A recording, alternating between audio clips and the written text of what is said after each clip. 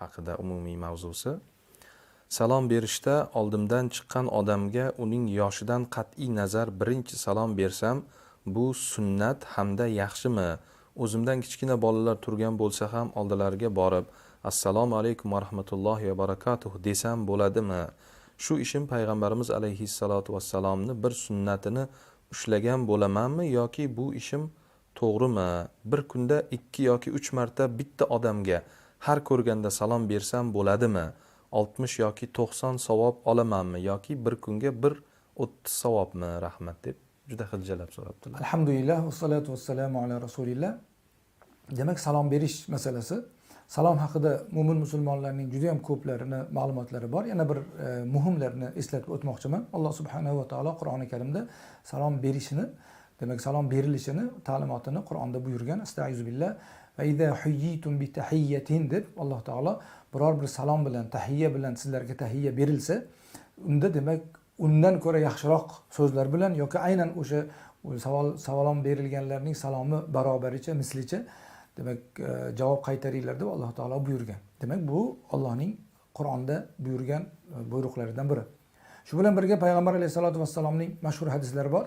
U zot alayhisolatu vassalom salom berishni ikkita musulmonning bir-birini haqqi ekanligini, qachonki birodaring bilan yo'liqsang, unga salom bergin deb o'zlarini hadislarida aytganlar.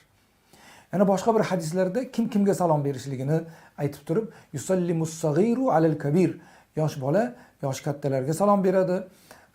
Ulovdagi odam demak piyodaga salom beradi. Yurib ketayotgan odam to'xtab turgan odamga salom beradi. Ozchilik ko'pchilikka salom beradi deb u zot alayhisolatu vassalom hadislarida buyurganlar.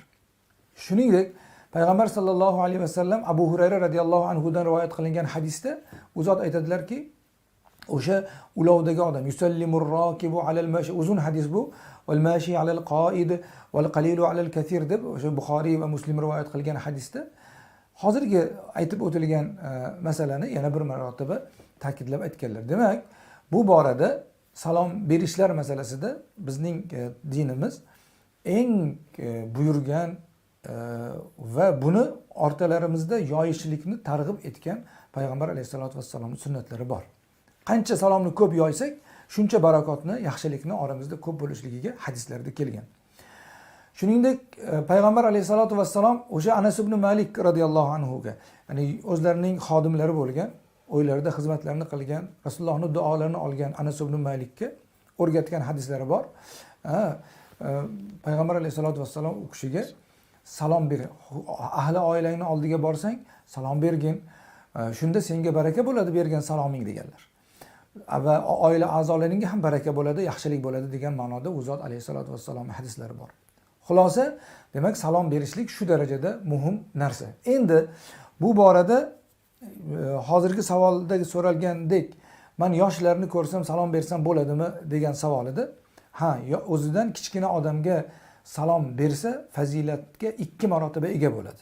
Aslida kichkina odam katta odamga salom bersin, lekin katta odam kichkinaga birinchi bo'lib salom bersa, bu yana ham savobi ko'proq bo'ladi. Chunki payg'ambar alayhisolatu vassalomning siratlaridan Imom Buxoriy rivoyat qilgan, Imom Muslim rivoyat qilgan, Imom Tirmiziy shamoillarida rivoyat qilgan u zotning demak siratlaridagi, hayotlaridagi eng ya'ni ko'p rivoyat qilingan holatlaridan biri, qachonki payg'ambar alayhisolatu vassalomga yo'liqqan bo'lsak, u zot alayhisolatu vassalom albatta birinchi bo'lib salom berardilar. Hech bizdan u kishidan oldin salom berishga ulgurmaganmiz degan ma'nodagi hadislar bor.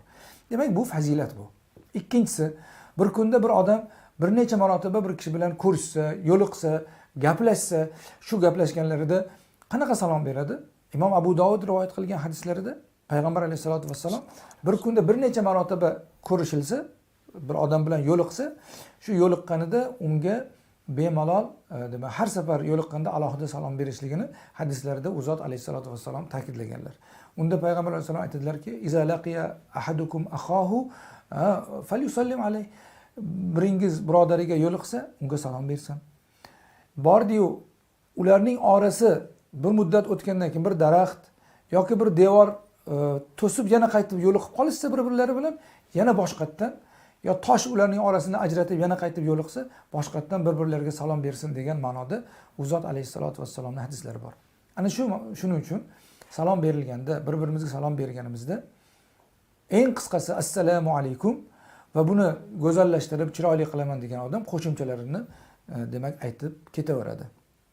Ikkinchisi, bir kunda bir necha marotaba ko'rishganda har safar alohida salom berilsa, modomiki o'rtada vaqt o'tgan bo'lsa yoki biz bilan ko'rishadigan odamimizni oramizni biror bir to'siq devor ajratgan bo'lsa, mana shularning har birida alohida salom berishimiz sunnatga muvofiq bo'ladi. Shu o'rinda bir narsani ham aytib o'tmoqchi edim. Hozirgi davrda ijtimoiy tarmoqlar, yozishmalar, maktublashishlar juda ham ko'payib ketganligidan odamlar bir-biri bilan telefonda yoki boshqa vositalar bilan salomlashish, so'z yozish holatlari bor. Shunda ham demak bir so'z boshlaydigan tomon ikkinchi tomonga assalomu alaykum deb salom bersa, yozuvni o'qigan tomon yana salom bergan tomonga va alaykumussalam deb javobida ham yozma shaklda javob berib qo'yishligi ana shu salomning demak hukmlariga dohil bo'ladi, hukmlarning ichiga kiradi. Vallohu a'lam bis-savob.